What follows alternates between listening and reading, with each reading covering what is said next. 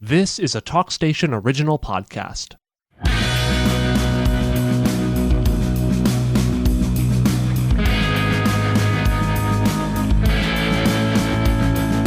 Hello and welcome to the Paper Boys podcast. I'm JJ Smith. And I'm Zack now. We're reporters with the Carteret County News-Times. We're joined this week by Jeff Roemer of the Morehead City Marlins. Thanks for being with us, Jeff. Thank you, guys. I'm excited to talk to you. So we're going to try to make a good first impression on Jeff and blow some smoke up his shorts right off the beginning here. In the 8 years of the Marlins, when they began, 6 of those 8 years they were under 500. Then Jeff came on board, and in the past 5 years they made the playoffs every year. They've won 2 Pettit Cup championships. They were the runner-up one year.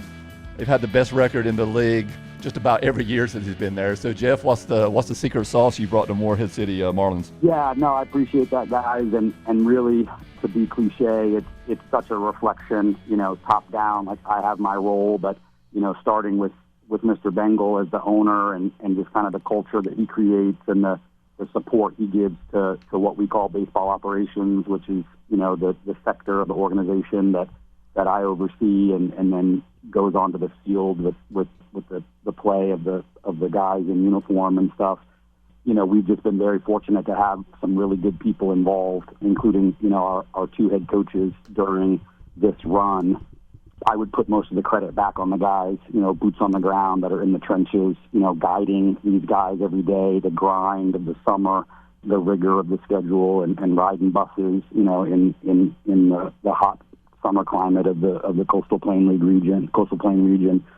The only thing that I take a lot of pride in, and to try to answer your question directly, would just be, I think our department outworks everyone else. We've got kind of a practiced routine year-round of recruiting, that starts with statistical analysis and then follows up with cross-checks with coaches and scouts to just try to glean, non-performance related information about players, and then, turning over every stone. We don't get caught up in recruiting programs. We recruit players specifically. And so if you're, in the upper Northwest at a non-Division I, but you've got a track record of performance, and we get the feedback that we want and feel like you're going to fit into our program and the way, we like to play the game, then you're going to get a phone call. And we just exhaust all those avenues, during the recruiting windows, which basically stay open all year. But, the bulk nucleus of the recruiting occurs like from August to October for the following summer. As soon as the guys finish one summer and go back to school, then a league like ours and a team like ours, we're recruiting, 9 months ahead. Yeah, JJ's not kidding. I mean, since you came on, it's been one season after another. What year did you come on for the program? Fall of 2017, so beginning with the 2018 campaign. Yeah. I think that was the first championship year, or the years Jeff been there. The years that Jeff been there, they've been 34-14, 37-14, 29-14, 37-10, and 32-15. Yeah, and I mean, like you said, Jeff, a lot goes into this, but we had Buddy Bengal here for, I think, episode number 3, number 4. Yeah, we were still early in. He was one of our top 5. We got to pay homage there, but we brought him in, and we talked about the trajectory of the team over the last however many years, and trying to get a sense of what flipped there in 2018. And he pointed your way. He said, "Look, I'm going to be honest. There's a lot that goes into this. We do a lot of processes. We do a lot of things of that nature, but." When we brought Jeff in, it was a different ball game in terms of how we viewed the players, how we analyzed them. And I'm curious, when you first came on, obviously you had some experience doing this already, but what was some of the first steps you take when you join a new franchise like this and you're kind of starting with a blank slate? Right. So, I think, the big piece that Mr. Bengal probably felt like they were missing was just some continuity and some process, like he said, to the baseball operation. Part of the problem all over the country at the summer collegiate level is, for the most part, the head coach is in charge of recruiting. And head coaches typically are full-time employees at a college. So they've got a job year-round that industry demands and entails. And so their recruiting capability is just limited to their network, the guys that they know, and on the time that they have to put into it. And then the other part about that is, typically, although we've been fortunate to have continuity in the head coach's seat as well. Typically, summer ball coaches do change year over year, although the CPL has done a really good job in recent years of, kind of finding guys who have a niche position in the industry to where they are available every summer. So, like the Peninsula Pilots have had the same head coach for, 50 years. I'm kidding, but like for 20 years, maybe even more than 20 years, maybe like 25 years. And Wilmington's had the same head coach now for many years. And so some of the franchises have gotten smart about that component of the baseball operation because the continuity is everything. It allows you to take advantage of relationships that recruiter, whether it's a coach or someone like me, has around the country. It allows for the same process to be in place. You're always tinkering and adjusting and trying to get better, but for the most part, it's the same, culture, vibe, emphasis on whatever you value on the field, and then you're able to just go out and find the players that fit into that puzzle, and that just puts you light years ahead of the typical summer ball team that's changing their coach every year, every 2 years. I think some of these owners, they just don't have a real good grasp of how this level works, and they'll go get like an ex-pro guy who really has no background or experience with scouting, and when I say pro guy, I mean like a pro player who's now like trying to get into college coaching, or maybe is coaching somewhere in high school. They don't have any evaluation experience or contacts around the league, around the country. And you really need that, because we're competing with so many other high-level summer college leagues, for the same kind of player that, we expect is going to be good enough to continue the legacy that we've started. So long story long, I mean, I brought, processes that had been in place for a long, long time when I was with a rival club, in the CPL, the Edenton Steamers, which they're no longer in the league. Buddy was very familiar with my work from an opponent standpoint. And when the Steamers ownership changed and it looked like they were going in a direction of not being in the league anymore, I just I made a couple of calls around the league. I still, had a passion for doing this. And as soon as I got in touch with him, like, we had a deal done before we got off the phone. Like, Buddy wasn't gonna. Oh yeah, he was very excited. Let that linger. So yeah, he said he remembered the date. He said it was September 17th, 2017. Well, when he remembers seeing your email and thinking that it was some sort of a prank. Yeah. That this can't be for my ball club. But sure enough, it was. And you brought up continuity a moment ago, and you're right. I mean, most of the CPL teams don't have the same coach year over year or 2 year over 2 years, and that was the case for the Marlins until 2017. Jesse Lancaster comes on. He spends 4 years in Morehead City. Nice long stretch, and now Sam Carroll's coming back probably for his fourth year this year, 2024. He's third straight year, and then he was here in 2014. So that's what, 2 coaches over the last 8 or 9 seasons that have had nice long stretches. As opposed to before that, when it was a different coach at least every season or every other season, for certainly. Yeah. That's right. Yep. No, and that's kind of the typical, industry norm. And, to some degree, it just kind of is what it is. But if you can find the right fit to have that continuity, whether it's at my level or even in the head coach's, seat, then I think you're at least, as long as it's the right person, right, character-wise and competence. Yeah, and you look at the way the league works, right? You've got these kids coming in who don't know each other. They've never played together. They get a week, 2 weeks tops to prepare. So continuity is like the antithesis of summer college baseball, right? Like it's not the way it normally works. And so if you can put some kind of continuity in there in any way you can, then that's a leg up for you all, I'm assuming. Totally agree. Yep. And I mean, it's not even a week or two. Like, I mean, when we are recruiting guys, I mean, we tell them like, hey, these are the dates in play.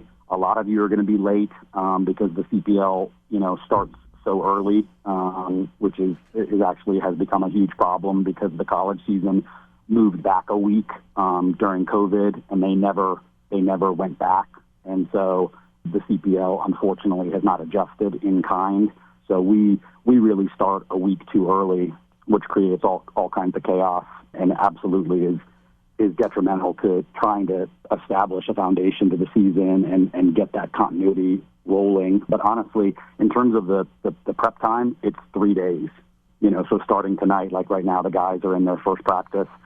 We'll repeat that tomorrow and Wednesday night, and then the season starts on Thursday. And it's always like that. It's just the 3 days. You can't get, but a dozen kids in this early anyway, and then you're just adding, 1 or 2 each day from there, leading up to when the season starts, and it's always pretty thin, for the first week or so, and you're just trying to do the best you can and evaluate guys for how it's going to impact your long-term projection for the summer and go from there. And there's some fun in that. Not all the chaos is negative, because you get surprised. You find out something that you didn't know about certain guys. And that's the other fun thing is, with our baseball operation, there's a ton of analysis that has gone into it to even get to the opening night and scouting evaluation. There's a great scouting video program that now exists on the market that we use.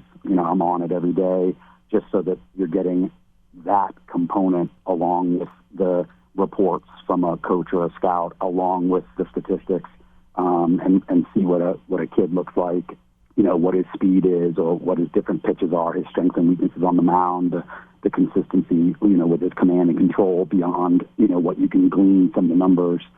These guys get thrown together, and having that culture in place, from the top down, and we over communicate with these guys throughout the year, and just try to get them, immersed as much as possible in our expectations and what we're about, so that they, at least come with as much correct mind space as possible when they hit the ground running. Jeff, man, listening to you talk, it sounds like collegiate summer league baseball is the epitome of building a plane while you're flying it, right? Or flying it while you're building it. For sure. I think that's an apt analogy. There's just so many unpredictable elements, and unfortunately, it's gotten more and more challenging.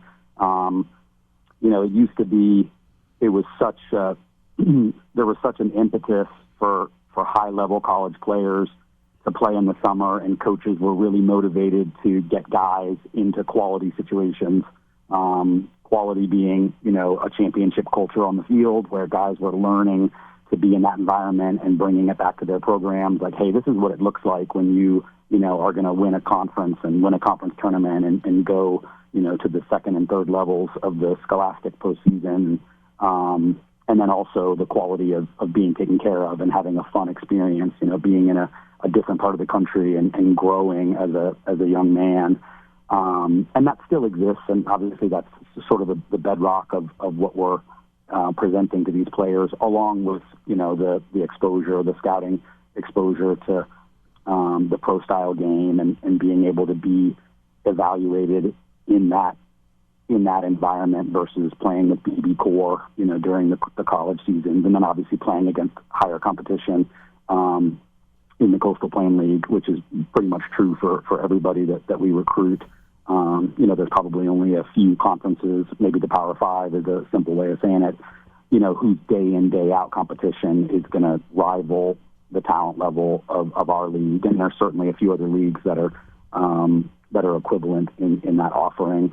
So, but there's been a lot of noise that has come up, a lot of interference to that pathway where it's just like it used to just be lockstep and make sense, where high-level players were going to go out, they were going to play in the summer. It was, being a scholarship college baseball player is a full-time job, and that included in the summer.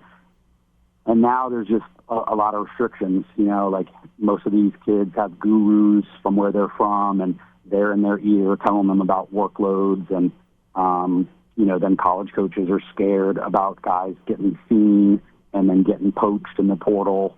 And then I think just in general, unfortunately, there's a lot less motivation amongst the players to play all year. They feel like if they're a good college baseball player, that's good enough. And the Yankees are going to come calling.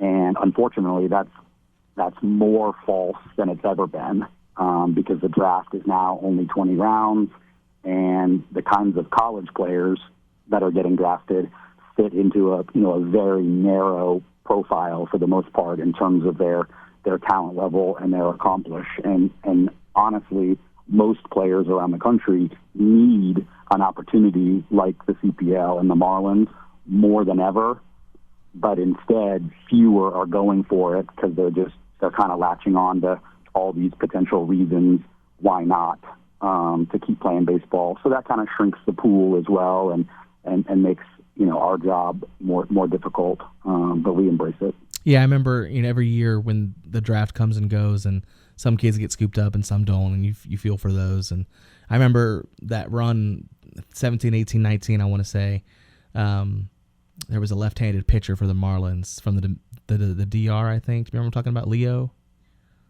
I can't remember his name. He was a great pitcher. But Leo Perez that's from it. Texas A&M Corpus Christi, yeah. Okay, that's it. Yeah, it was just there were a lot of personalities on that team that year. Lots of guys who enjoyed playing the game and were really looking forward to continue playing it. And I forget what season it was. It was the last season that a large group of those guys were there. Hunter was there, Leo was there, and the realization was setting in that they were seniors and it was over. And I remember the end of that summer watching that kind of hit them, and it was tough. You felt for them, Some of them I'm sure will go on to find home somewhere, but the main part of the dream had come and gone, so it was hard to see. Yeah, no, that's absolutely correct, and you would think that narrowing reality would motivate guys, even further, because they've worked their whole lives, however long they've played organized baseball, to include, in the very least, 3, 4, 5 years of college. I mean, during the COVID era, sometimes there's 6-year guys, and we have a number of 6-year guys on our roster this summer, and you would think that would create increased urgency, about their opportunities and have them out, in the few.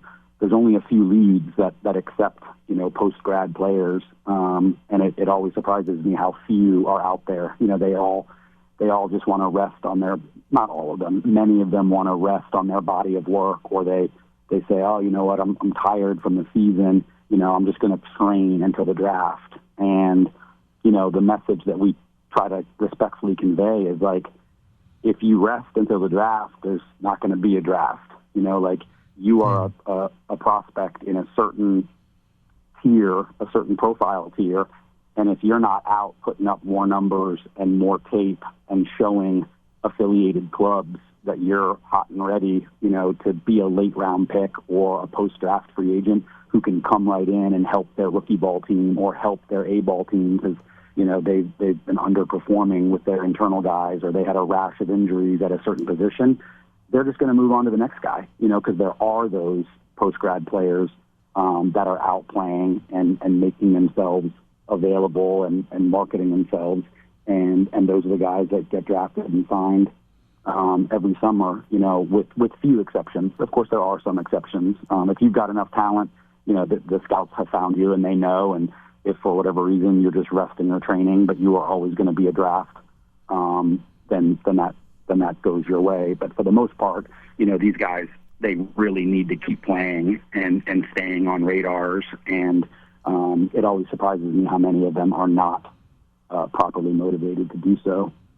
Yeah, it's hard. I'm sure it's like this at almost every level right now, where recruiting has become easier than ever, where you can put together these incredible hype reels and you can have a lot of fun with it, but so can everybody else. So the competition has only become more global, and you're able to go and look at a cadre of players from all over the country very easily. And so, if you're in that position as a player, like you said, you've got to go out there and market yourself, right? Your body of work as a product, got to make it look good. For sure. Yep. Jeff, Buddy Bengal, the president and owner of the Marlins, was, as we mentioned earlier, was telling us about how he still remembers the date of September 17th, 2017, when you emailed him to let him know you'd be interested in working for him, and he thought it was a joke because of your resume and background. Give us a little bit about your background in the sport and why Billy thought somebody was pulling his leg. Yeah, that's such a funny anecdote that he shared with you guys, and I don't think that I even realized. He's told that story to me from his perspective a couple times over the years, and we've had a a chuckle about it, because you just, I don't view myself that way. Like I'm just in the grind and being a competitor and trying to work and win.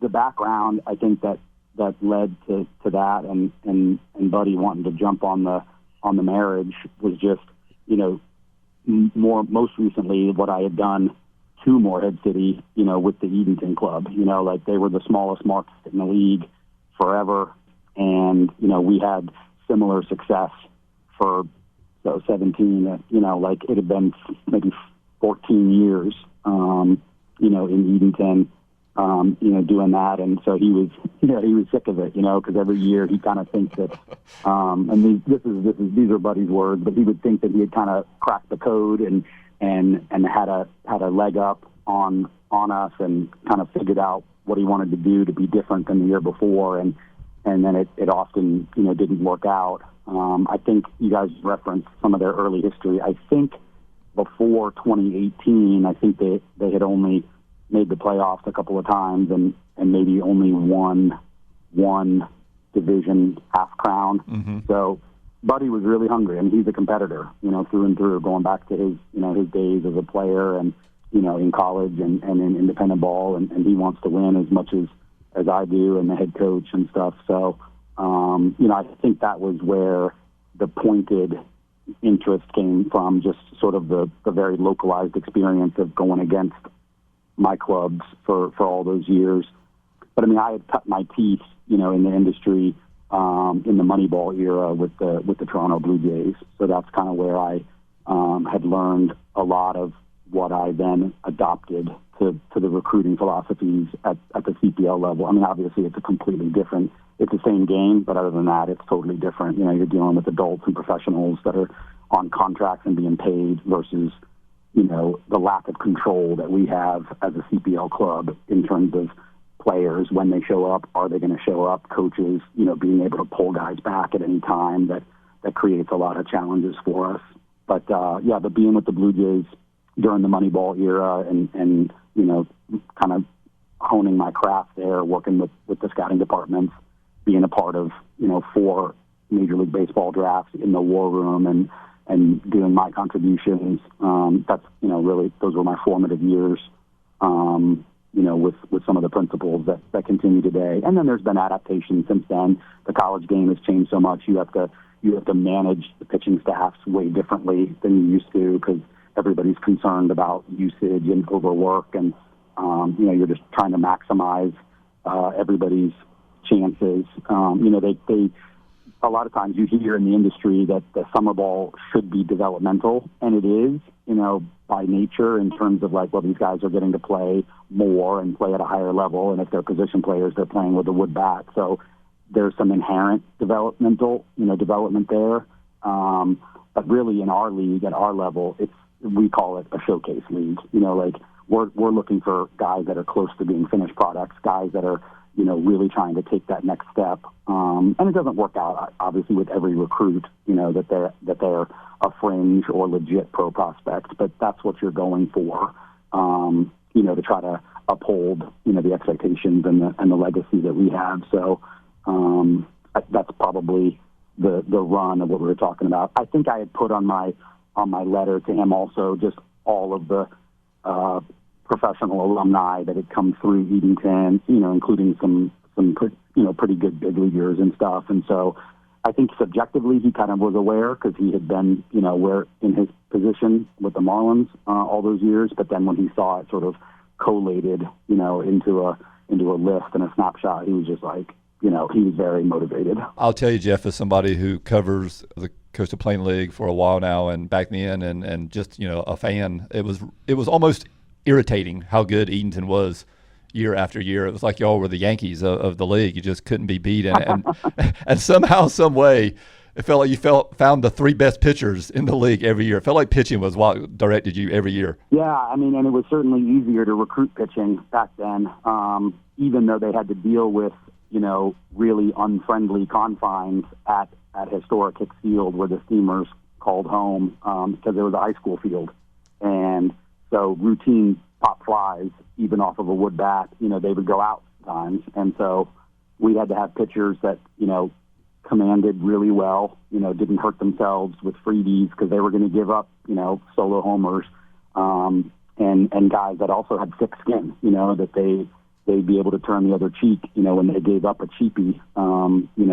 I think it was under 300 feet down the right field line, which is just, unconscionable for this level. Like the players are just too big and strong to have a field that small. But, we would find enough guys that were tough as nails and commanded and had some strikeout stuff to miss bats. You can't put the ball over the wall if you're not making contact. And, then we would try to support that with good defense and turn batted balls into outs when they were makeable. And then obviously, we had a lot of confidence offensively, because guys were able to really put up great numbers with that home park. It was kind of like, so culturally and financially, we were the Oakland A's. Like we were on the verge of contraction every year just because of the ownership setup and the smallness of the community.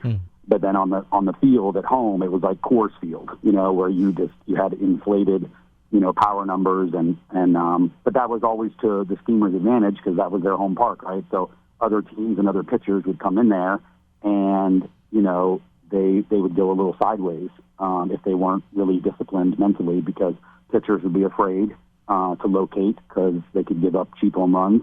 And hitters would come in there and be like, oh, I'm going to go 4 for 4 with 4 bombs tonight. And then, their swing would elongate or they'd go fishing for stuff they shouldn't. And it really just kind of became, our trademark every year that we would sneak up on people, even though I don't know how we kept doing that, based on the track record. But, every year you got mostly new players and new coaches and everybody believes in themselves and comes in with a certain amount of, competitive athletic ego. And then, the results were often similar. And, in some of those years we were able to have, really deep runs and win some cups and make some memories.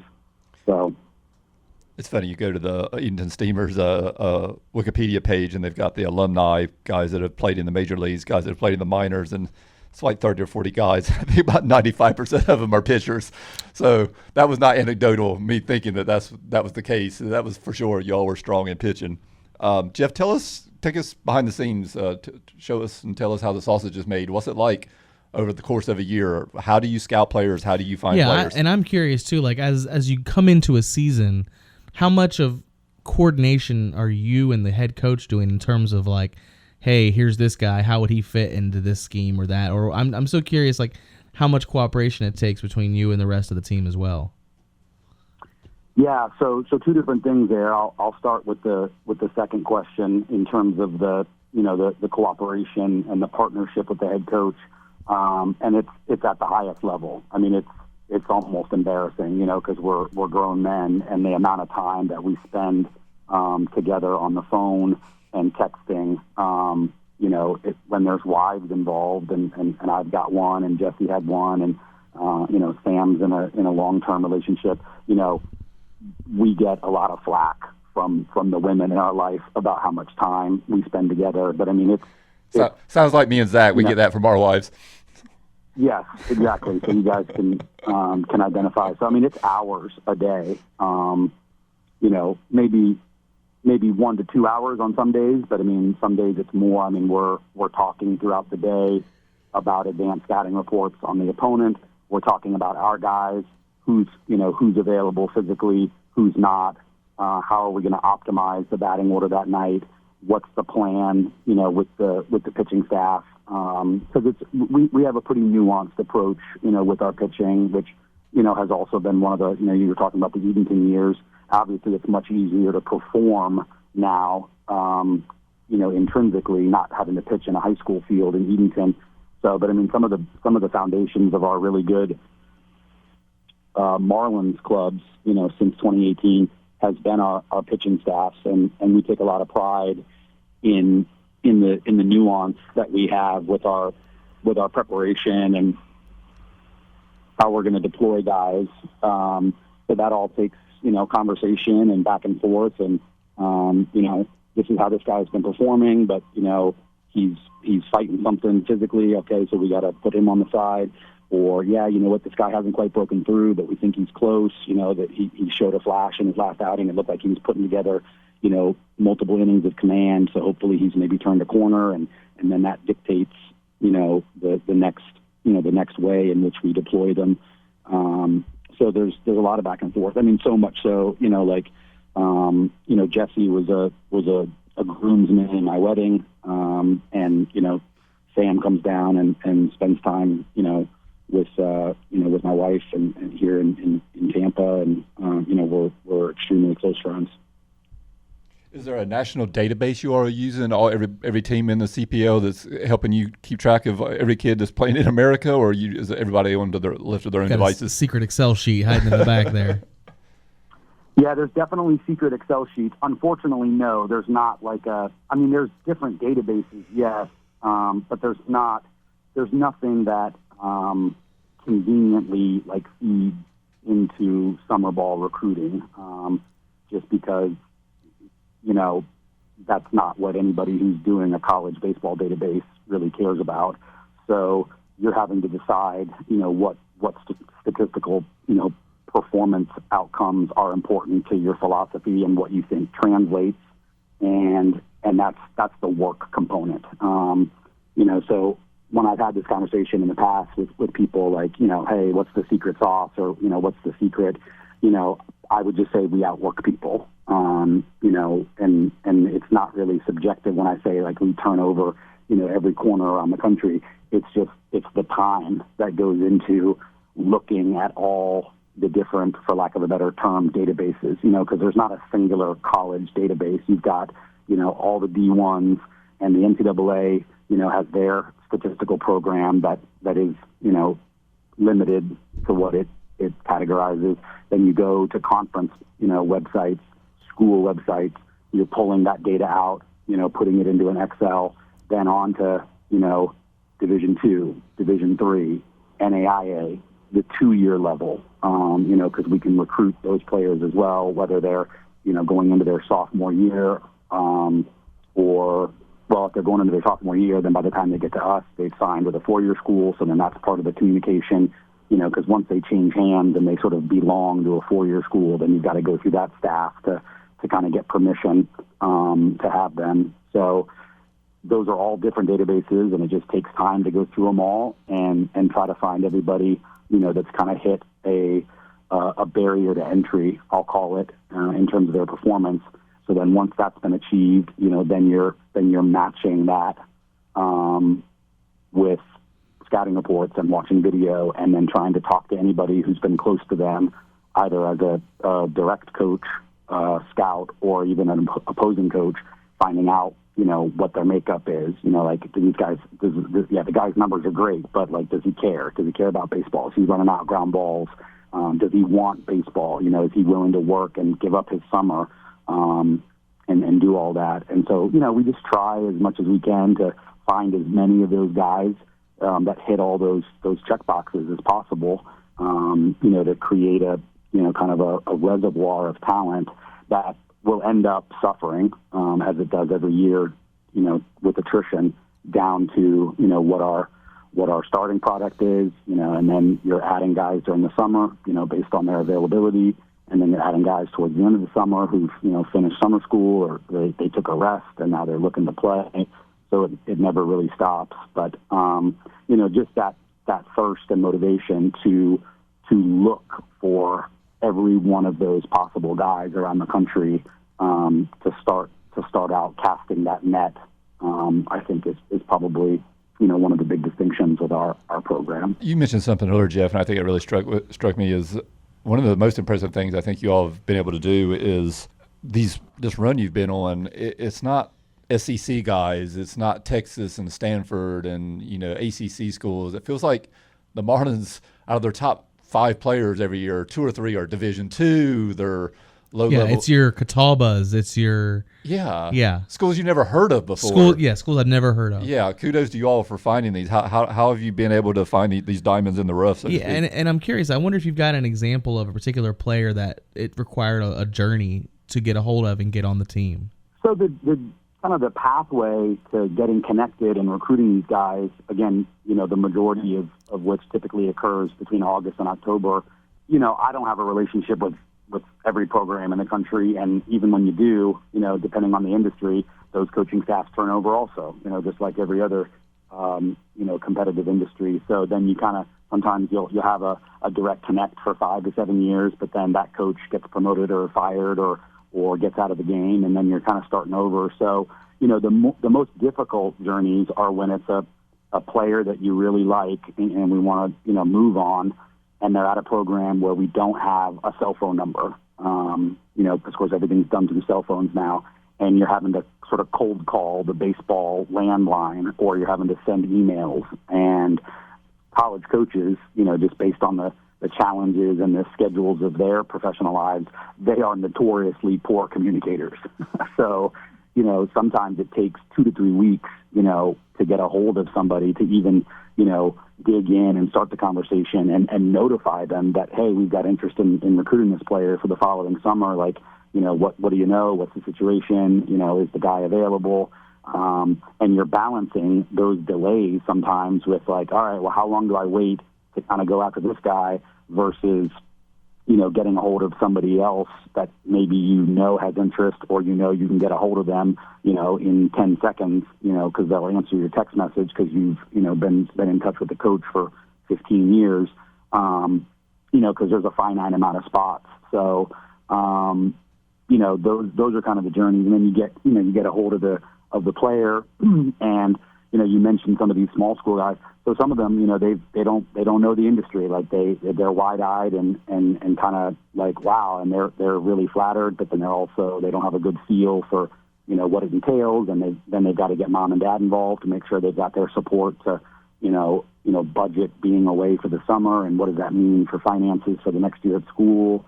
So there's all these conversations swirling around. It's not just identifying the talent and then getting the interest returned. It's all these logistical components that have to be secured as well. And then some guys, like we've had really good success stories. It's going back to Edenton as well, but we've had our fair share, the last 5 seasons in Morehead City also, where sometimes we happen upon a player that we really like at a certain point on the calendar, and the roster's full. The league doesn't let us sign over a certain number of like full contracts. So then we have to say, hey, this is just paperwork, but like right this minute, we're gonna just sign you to a conditional contract, meaning it's not guaranteed. And really at this level, nothing's guaranteed. Like it's not a real contract like in pro ball. Like these guys can walk whenever they want. There's no penalty. The coaches can pull them whenever they want for any reason. So the word contract is it's the word that we use. It's the word that's on the paperwork, but it's not, legal. It's just a declaration of intent and commitment. Especially nowadays where, the sense of that has really eroded, with the transience of college sports. Guys just don't feel that same loyalty and commitment, at least more than used to. But so you bring those players on, and they kind of, they're in limbo because they're like, well, am I going to do well? And, what's going to happen? And I got to try to make an impression. And those guys are, usually coming from a smaller level anyway, because we found them late, or they emerged late and got our attention. And then for some of them, man, they just blossom, and they have these unbelievable seasons, and they are huge components to our success. And then they get on, pro radars. And so I've had guys, in both the Marlins and the Steamers, annals of history, who initially, just from a clerical standpoint, they signed as a conditional, like, hey, this is just what we got right now. We're going to get you in the family, get you on board. And then they just blossom into professional players or really successful players. Probably the most recent one of that is Ben Watson. Is that a name you guys know? Oh, for sure. Absolutely. This is one of our top hitters, right? Yeah. Yeah, so he set the single-season Coastal Plain League batting average record. That's right. And that was the summer of 2022. He was what, Elizabethtown? Is that right? Elizabethtown, yeah, Division III up in Pennsylvania. And, by the time we got to him, it wasn't as late as, sometimes this stuff happens like in the mid-late spring, but, we got through our process with Watson late fall, but we were already full, because, the recruiting is fast and furious, from August to October, and then boom, you're full. And on paper, that's it. Like you can't give out any more full contracts. But, Ben had the numbers, and then that's the other thing. The smaller the level, the harder it is usually to find, peripheral information that's important to our process. So, then I got some cross-check reports in, then we talked to the coach, like what kind of kid is this? What, is he going to be scared, coming from a smaller level? Like sometimes you get big fish, small pond stuff, and it's like, yeah, you know what? He's a really good player at the Division III level, but, that's really the end of it. Like their ability kind of taps out there, and it's like, yeah, like he's been great for us, but probably not a priority guy for you. But we got glowing reports, from the Elizabethtown coach on Watson, and obviously it helped that he was really athletic as well. He played a middle position, and so got to talk to Ben. He was willing to bet on himself. Nobody else. He had played in a smaller league that prior summer. I think it was the Atlantic Collegiate Baseball League. He was on one of the Pennsylvania or New Jersey teams up there, just regional to where he's from and where he played. And so he was like, hey, I really like the sound of this. Like, I appreciate you taking a chance on me. He believed in himself. And the irony to his success ultimately with us, and then where it's gone from there at Virginia Tech, is he didn't have a clean spring before he got to us. He had two different stints on the DL. He's a tight hamstring guy, which popped up with us again in the summer also. So it wasn't like this slam dunk, played 50 games at Elizabethtown, and now the numbers that he put up when he was healthy were great. I mean, he was as advertised. But there's also not video at a lot of the smaller school levels. So whereas I'm able to, watch so much of these guys throughout the spring with an analytical lens from the scouting side, that wasn't the case with Watson. So it's just he was such a surprise, like we just didn't have a whole lot on him. And, he gets in and it's like, woo, okay, wait a minute. The swing was really wristy. He had a really good eye. There was really good barrel awareness. So when he got his pitch, he was impacting it, and as the summer went along, he learned how to, drive balls more, and he was gapping balls, and, he had the speed for triples. He was putting balls over the wall, and I think his confidence just grew. Like, he started to realize, not only am I hanging in there and, like, this is a great experience, but he was like, I'm kind of excelling, like, I might have something here. Like, I might be able to, like, play baseball for money one day. And, where these guys are at in their lives and their careers, especially if they're coming from a smaller level, that self-confidence, that verification by performance, night in and night out, goes a long way. So he had a historic, summer for us, and that was 22. Yeah. That was 22. So, a lot of the years blend together for me, but yeah, that was 22. And then he went back to Elizabethtown, and I think he was healthy in 23. And he just had like a Nintendo, statistics number, and was D3 all everything. And he had signed that fall after finishing with us. He had signed with Virginia Tech for the following fall, which was this past fall. And then somebody just told me that he broke the single-season ACC batting average record this year at Virginia Tech. Wow. Just unbelievable. Yeah, just such a great story. And the funny thing in the middle of all that is the summer with us, in 2022, because of COVID, he was a draft-eligible sophomore. He was 20 or 20 going on 21, or he was already 21. So technically, he was draft-eligible. And there was one MLB club that's really analytically driven, and they're one of our big supporters. Like they pay a lot of attention to our clubs every year because of how we do things. And they were really hot and heavy on him. There was a lot of phone chatter. We thought he was going to get popped, right then off of our team.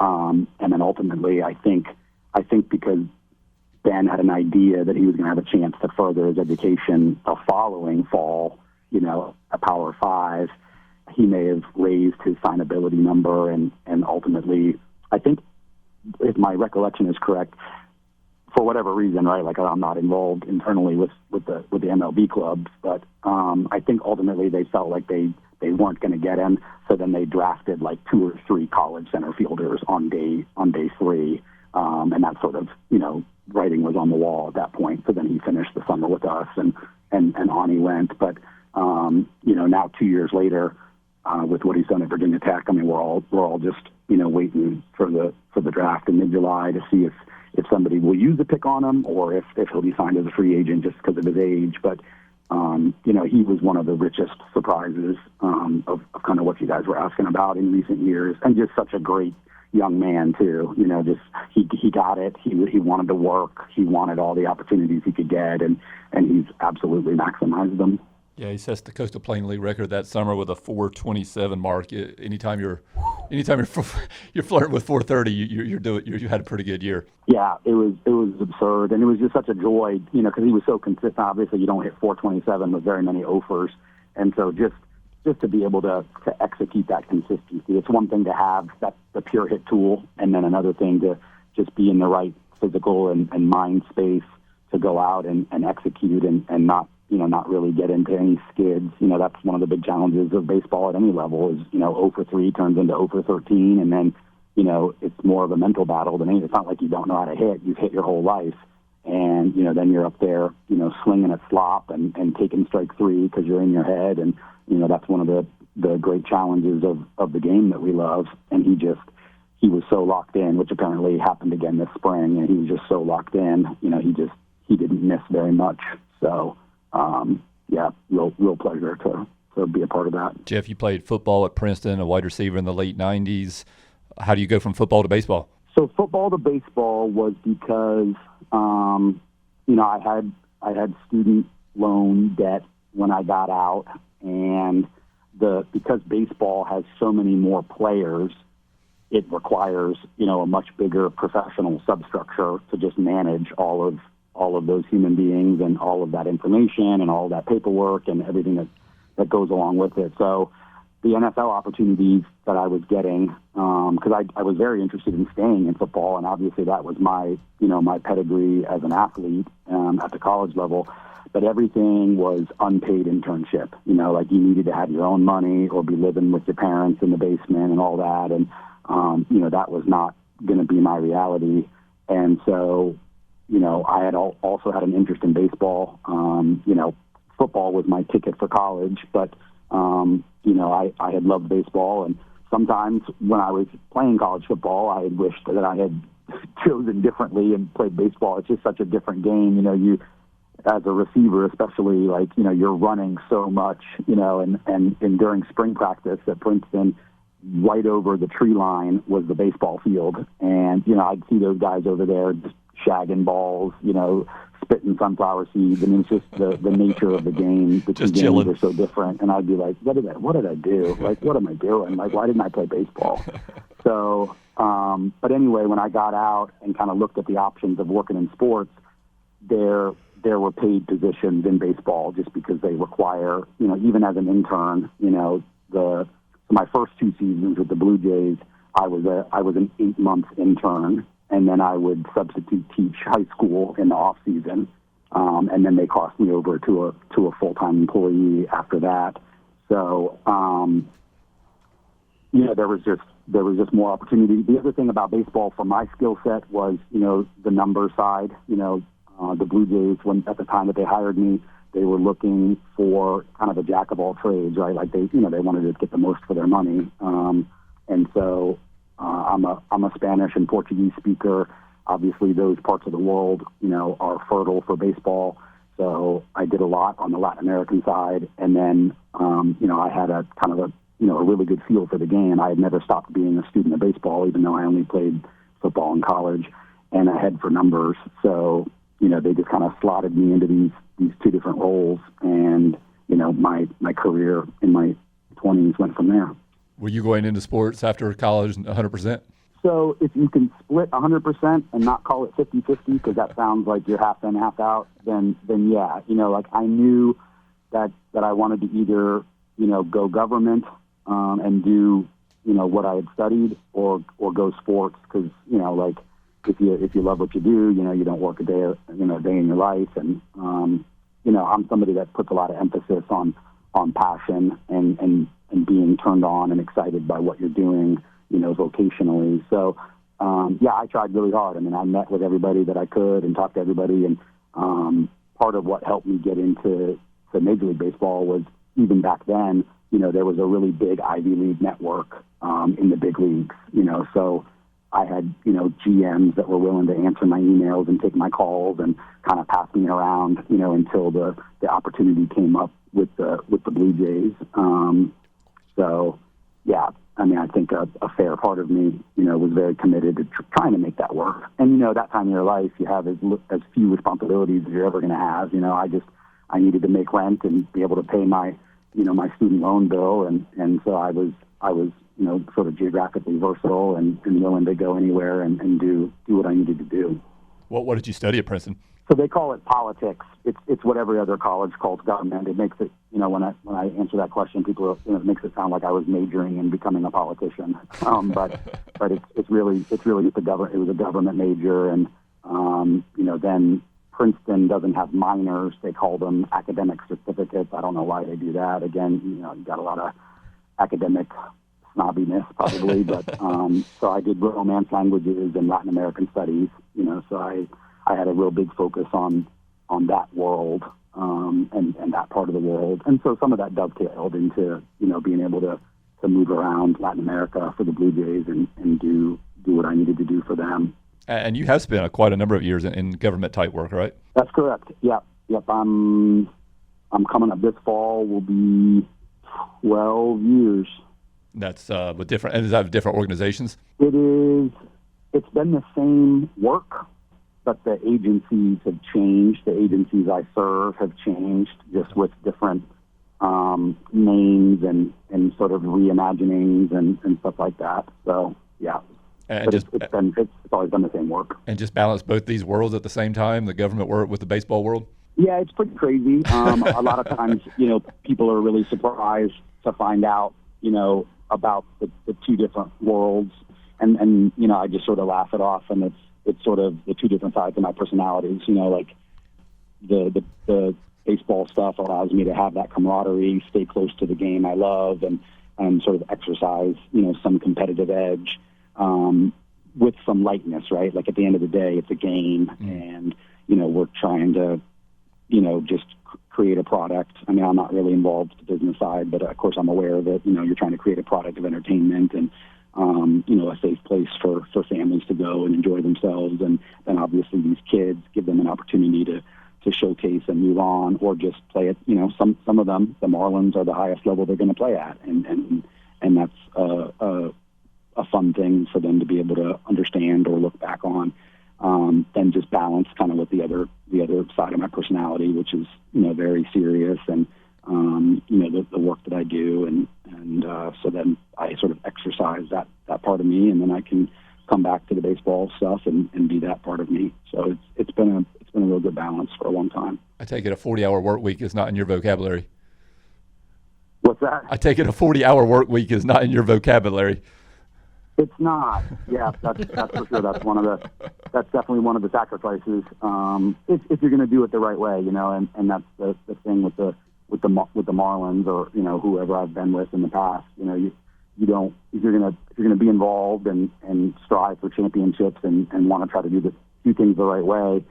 And like I said before, really there's not like a secret sauce. There's not a magic formula. It's just about outworking people and having more information. And that's really, when I say outwork, it's just about having more information sooner and more of the time than your competitors. And that's not just around the CPL. That's around the country, because, like I said, the market, the pool of players that we're wanting to tap, the Cape Cod League is getting first dibs on those guys, and then it's us and the New England Collegiate League and the Northwoods League, typically, and now the MLB Draft League.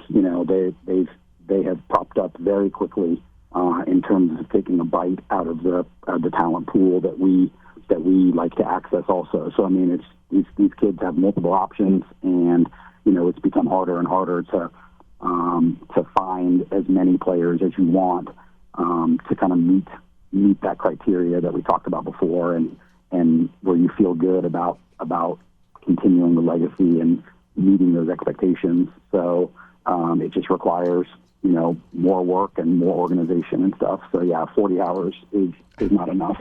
You're a day government guy and a night baseball guy. Is that how it works? Yeah, that's probably a pretty fair way to do it. Nights and weekends, and obviously with cell phones and electronic communication, you're able to do stuff on the fly. Obviously I have 2 different phones, and so you're kind of wheeling and dealing, as you can. Some parts of the year are quiet. You've got your blitzes and your heavy times, and certainly we're upon one now, coming up with the season. But you just got to be organized and disciplined and have the energy for it. And lastly, Jeff, if you go to your Twitter profile, I noticed, I'm like, man, for a baseball guy, this guy tweets a lot about the NFL draft. It's just, it goes on and on and on. I'm like, what's happening here? And then I check your LinkedIn and see that for, like my man Zack for a couple of years there, you were doing some NFL draft stuff for Bleacher Report. So I guess that's still in your blood. It sure is. That's interesting. You guys dug that deep, did your homework. That's funny. But yeah, that's definitely a tertiary passion of mine, and I was never able to kind of turn it into a grown-up job, maybe in a different life. But just that that inclination to evaluate, and so when I get the time, around the other stuff, then I'm able to crunch video on the college guys and get ready for the draft, and there's most of my Twitter verse, I guess is the word, is just other draft guys. So you're bouncing stuff off of them and going back and forth, and it's usually a pretty fun community. I mean, like with any social media thing, there's some bad behavior and some trolls and stuff like that. But for the most part, there's a really good group of guys I've been in touch with on there for a long time, and it's always fun to share opinions with them, and then watch like everybody else does from the couch those 3 days and see where guys end up. Maybe that'll be your gig in retirement, right? The NFL draft, working for an NFL team. I think that ship has probably sailed, but I certainly enjoy it just as a fan. Well, Jeff, thank you so much for your time today. You've been very generous with it, and thank you so much for helping give us a really good team to cover here at Morehead. It's been a lot more fun in the last few years. No question. I love hearing that, and I think that's a salient point. Like, everybody wants to be a part of a winner, and I think that we've seen that with the fans and our community, and when I'm at games and stuff, a lot of people graciously, give that feedback if they even know, like who I am and kind of what it all entails. So it's been a lot of fun to be a part of, and that's part of the richness that comes out of it for me too. Yeah. Do you get to come into town much? Do you get to watch the Marlins in person? Yes, I do. Yeah. So I'm there every year for opening weekend, and then a long stretch in the middle of the summer, and then at the end of the regular season on through the playoffs. Those are usually my three stations. Awesome. All right, Jeff. Well, hopefully we'll see you out at the ballpark this summer. Thanks again. Absolutely. Yeah, appreciate it, guys.